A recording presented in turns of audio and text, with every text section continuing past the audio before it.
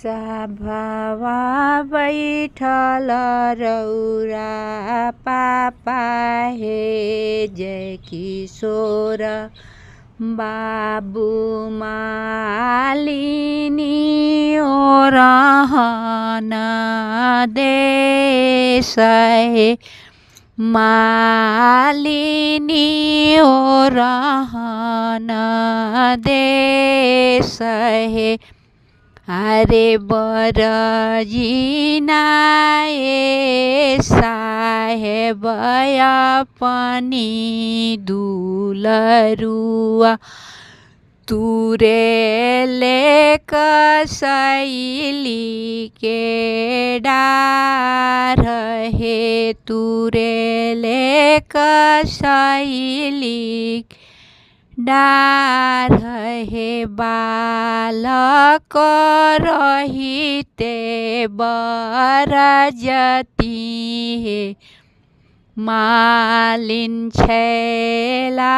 बरजलो ना जास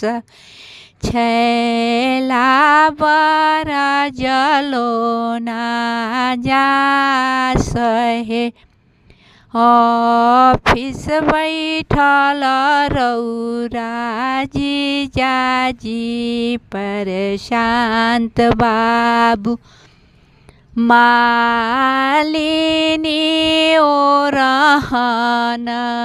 देश हे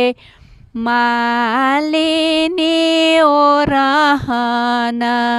देश हे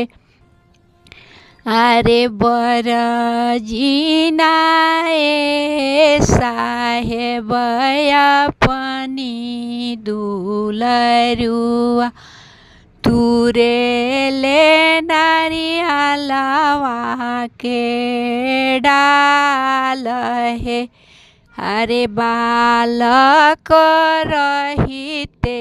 बरजती हो मालिन छैला बरजलो ना जास हे।